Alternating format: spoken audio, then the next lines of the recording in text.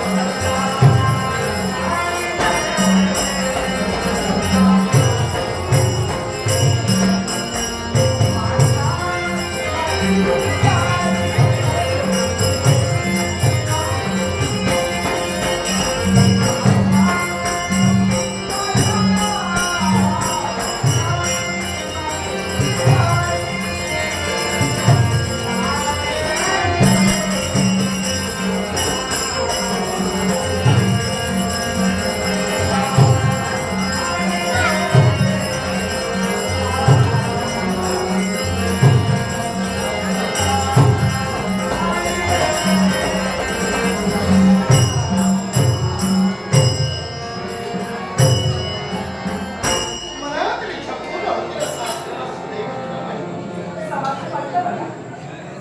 अहो आपण एकसारखी तुमची मार्गप्रतीक्षा चालली होती आणि तुम्हाला तर ठाऊकच आहे प्रतिदिन मार्गप्रतीक्षा असते ते आमच्या घरी फक्त तुमची नसते.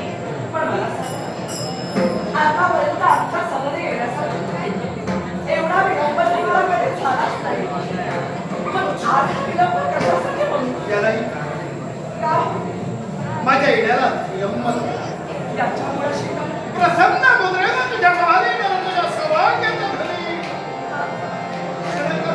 नाही वाटला, पण ती प्रसन्नता हिरावल्याचा भासही होऊ लागला आणि आणि वेळ झाला यालाही कारण आहे. चेहऱ्यावरची मुद्रा काही वेगळीच दिसते तुमच्या. ज्याला कारण उदासीनतेने या भूमातेकडे तुम्ही एकसारखे पाहताय. म्हणून नाही ते आपल्या उज्जैनीला खंड गेलं. काय? या तुझ्या नवराचा काय म्हणला?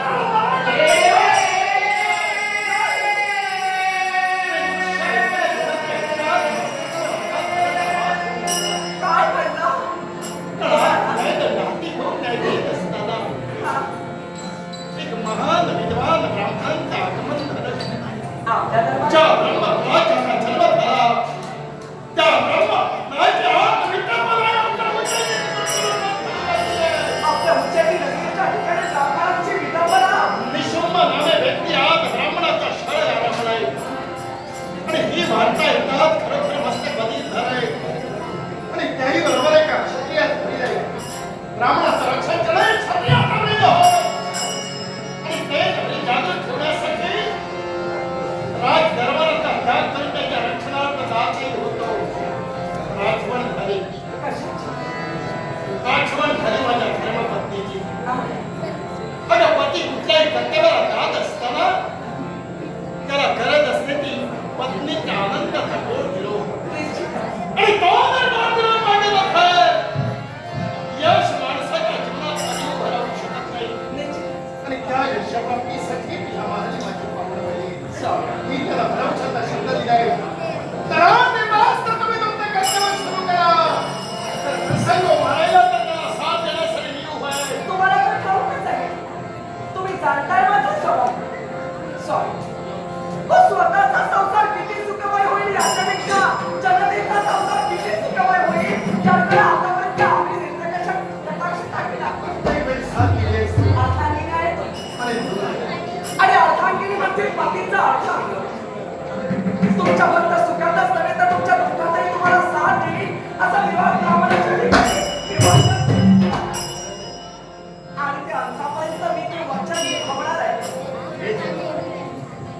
हे शब्द मला तुझ्या मुखातून मिळाले. होय. आणि म्हणून या साम्राज्यात जातोय तो ब्राह्मणाच्या रक्षणार्थ जातोय. ऐका स्वामी, आपला संसार नंतर प्रथमतः संसार सुखाचा करायचा तो आपल्याला माय बापाचा करायचा. आणि ज्याला इतरांचा संसार राखला तो त्या विश्वात राजा करू शकतोय. आणि ज्या वेळेला माय मावल्यांचा संसार सुखाचा होईल त्याच वेळी खऱ्या अर्थाने आपलाही संसार सुखाचा आणि होईल. तो तर आपला संसार राखण्यासाठी जातोय. पण येईपर्यंत तुला सांभाळायचे.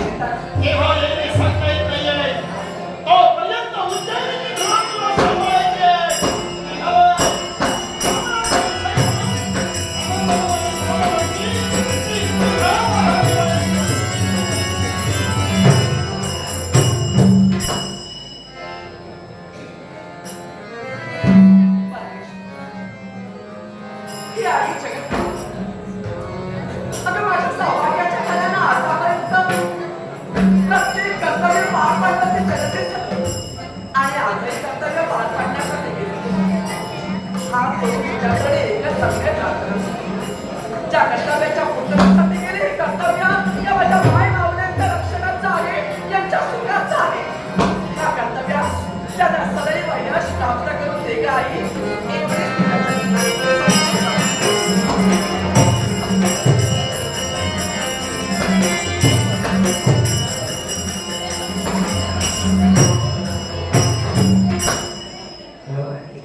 हे एक दशकांचा नाट्य मंडळाचे मालक श्री सुहास गावडे